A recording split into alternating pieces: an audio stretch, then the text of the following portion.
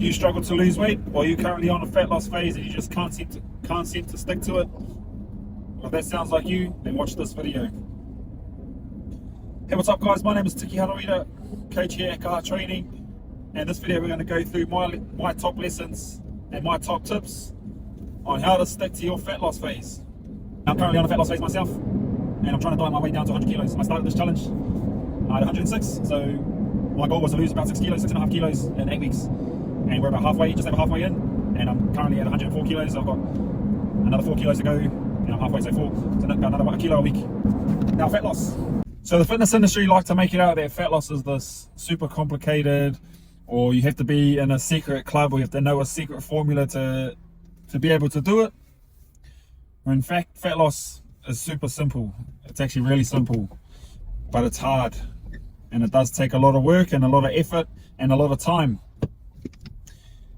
Now, if you are currently going through a fat loss phase and you're struggling to stick with it, then these are my top tips to make fat loss just a little bit easier. Tip number 1 is to create better habits. Quote that I love from a really good book called Atomic Habits by James Clear. And now this quote is, you don't rise to the level of your goals, you fall to the level of your systems. Now, goals are a desired outcome. For example, I want to lose 10 kilos, or I want to squat X amount of weight, or I want to get to X amount of body fat. Those are goals. And systems are the daily habits that will get you to this goal. Now, some of the daily habits that I've incorporated into my life and into my life that I like to incorporate daily or weekly or whatever the goal is. These are my systems, and these systems are going to get me to my desired goal. So my goal at the moment is to lose 6 kilos in 8 weeks, and I'm going to apply my system to my goal. So daily, I'm going to try and tick these boxes every day, and as close as I can to 100%. And then these systems, these habits will get me to my goal. So if I know it because I've learned these, I've picked up these habits from other coaches and other teachers and other trainers, and I've applied them to myself and to our clients. We've applied all these habits to our clients, and we get results. So these are tried and true habits that work. So my habits that I try to incorporate into my life, into my life, are as follow. So habit number 1 is meal prep. Now, if you're not meal prepping and you're in a fat loss or a body recomposition journey, and you're not meal prepping, then you're leaving so much gains on the table, and you're leaving so much gains to your willpower and motivation. Now, at the start, it may be easy because you're super motivated and you really want to give everything a crack. But when things get tough, your motivation will wither away, and your willpower won't be as strong as when you started. And that's when you cave. So we're leaving too much. So if you're not meal prepping, you're leaving too much to your willpower and too much to motivation to get you through these hard times. Now, if you are meal prepping, how the quote says, you're leaving up to your systems to get you through these things. So when times get tough and you're feeling a little bit extra hungry, or you've had a big day at work and you can't be bothered cooking, if you hadn't prepped any meals, you're going to open the fridge, see that there's nothing in the fridge, and then you're going to order takeaway, or you're going to go down to the shop and buy something you shouldn't, and eat something you shouldn't, and binge on something you shouldn't. So meal prepping is a must. So I meal prep all my meals every Sunday. People like to think that meal prepping are for bodybuilders and for bikini models and for athletes and all that, but it's for everyone, especially if you're busy and you're short on time. Meal prepping is perfect. You just got to take a couple of hours, not even that, an hour and a bit out of your Sunday. You can plan out all your meals that you want to eat, and you just bulk make all your meals, and you can put them into your little Tupperware containers, freeze them, fridge them, and there you have it. You've got all your meals all set out for you. for the rest of the week. So when you do get hungry, or you do feel like you're nearly going to cave because you've had a big day of work or something, and you open your fridge and you see all these meals in your fridge, you're less likely to go and grab something that you shouldn't, you know, that doesn't align with your goals. So meal prepping is a must for me. If I don't meal prep, then yeah, I'm like everyone else. You're leaving too much to willpower, and then sometimes you're not as strong as you think you are, and then you'll cave, and that cave can become a slippery slope, and you kind of go downhill from there. So meal prepping is a must. Behavior number 2, so another behavior I've started to implement into my life is activity level. So I've recently got a Fitbit. Now my partner, she swears by her Fitbit, she wears it all the time. But now because I'm trying to lose body fat, I'm trying to increase my activity level. I'm already working an active job working on site, working as a roofer. But then some days I'm in a machine all day, so I'm not walking all the time, you know. So on days like that, I'm trying to get about 10,000 steps. That's my target. It's a little target. There's nothing special about the number. It's just the target that I'm trying to hit. And then if I hit around about 10,000 steps, then I'm happy, because activity level plays a huge role in your body and your fat loss journey. Now, habit number 3, another habit that I've tried to implement into my life and I'm incorporating, is hitting my protein target. Now, we all know protein is good for muscle. Well, I hope you do know. If you don't, now you know. Protein is crucial for muscle, especially if you're in the fat loss phase. If you want to hold on to as much muscle mass as you can, because you know, if you're just going to try and lose weight and you lose muscle, you end up just looking skinny, getting that skinny fat look that no one likes. So if you want to hold on to as much muscle as you can, you need to be eating adequate amount of protein. So my protein target for the day is, I aim for about 2 grams of protein per kilo of body weight. So for math purposes, to make it easy for math, I weigh let's say I weigh 100 kilos. Now just times that number by 2, which is 200, then that's my protein target, 200 grams of protein per day. Now it may seem like a lot, but it's what's necessary, and if you have to make these sacrifices and this extra effort if you want to achieve your goals. If you want the body you're dreaming of, that nice chiseled, toned, muscular look, then you need to be eating this amount of protein. You have to be eating protein to build muscle, to maintain muscle, and it's good for keeping you full for longer, and all that beautiful, all that jazz. So protein is another habit that I've tried to incorporate into my journey, into my life. Now the last one is, we all know this, it's sleep. The more sleep you get, the better. You want to be aiming for around 8 to 9 hours of sleep. Now sometimes I don't get this much because I've got a newborn, but I just try to get as much sleep as I can. If that means turning the TV off in the evening, or putting your phone down in the evening and getting to bed just a bit earlier, then so be it. But there's so many health benefits of having adequate amount of sleep, especially if you're trying to lose fat. If you're not getting the right amount of sleep, then your hormones are going to be all out of whack. You're going to be irritable. You're going to be, you're just not yourself if you're restless, or if you haven't had a good night's sleep. And this will lead to binge eating, lead to all sorts. There's all sorts of things you don't want to happen because of your sleep, because of your lack of sleep.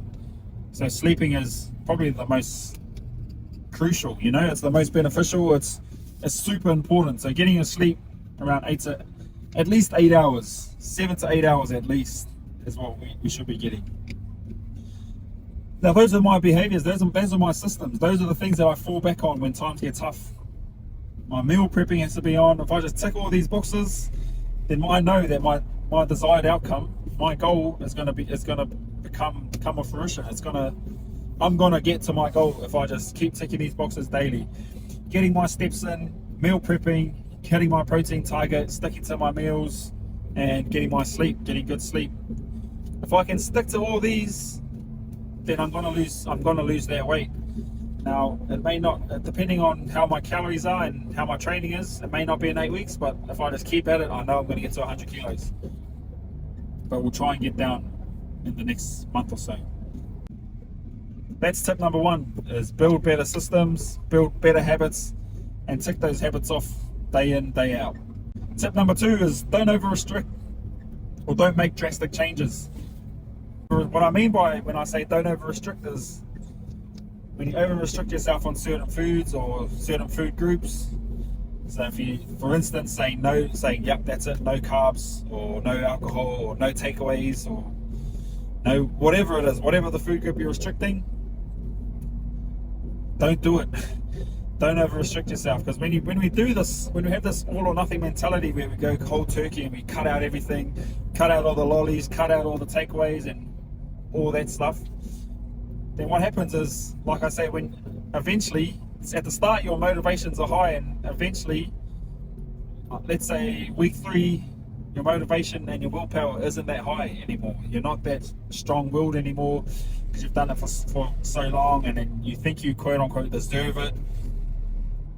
But because you've over restricted yourself for so long, it's like a drug. You're a feed. Well, this is how I like to think of it.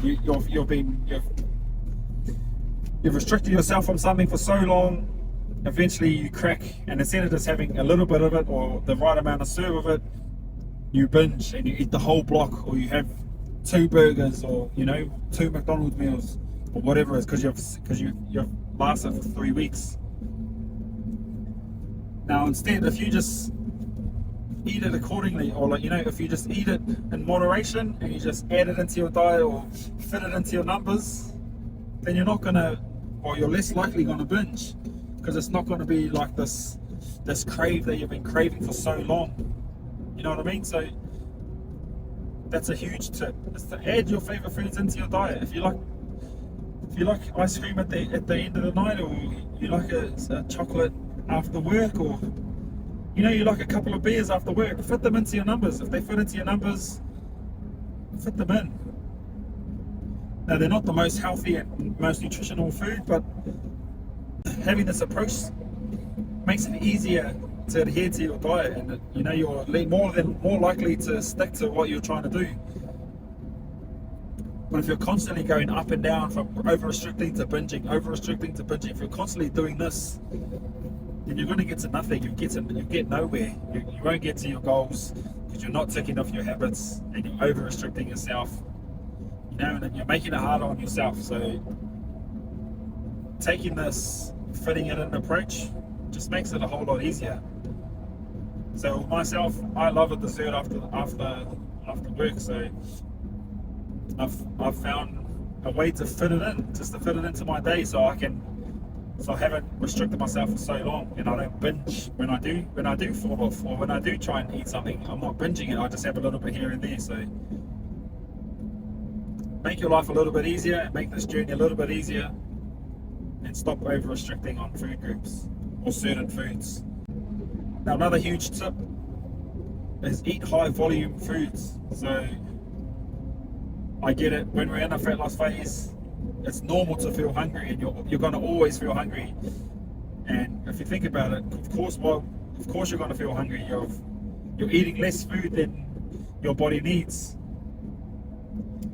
Now, what we need to do when we have these feelings, is we need to trick ourselves into choosing foods that are less in calories but that are super high in volume. So most of your veggies, most of your fruits, all these foods are all super high volume foods, which means you can eat a lot of them for less calories.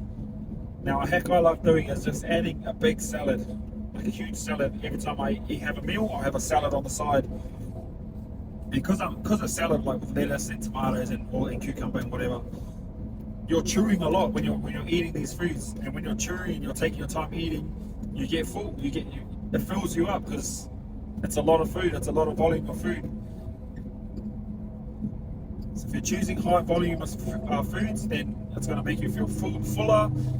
It's going to trick your brain into thinking you're eating more, and it's just going to make your life a little bit easier whilst you're cutting weight. And our final tip is never miss twice. Now this is also from James Clear, from the book Atomic Habits. And what he means by never missing twice is, if you've had one day you had a bad meal, or you've slipped up on your calories one day, your goal or your mission should be to not do it again, or not miss another day. And what this does is stops that bad habit right at the entry point. But just before it's just about to go down that slippery slope, you cut it off at that one day. Because what tends to happen is, if you miss one day, then you might as well miss 2 days, and then 2 days goes to a week, and then a week goes to a month, and a month goes to a year, and the next thing you know, you've missed 2 years because it's a slippery slope that you don't want to go down. But if you cut it off at one and you jump back onto the track, onto your on track right the next day,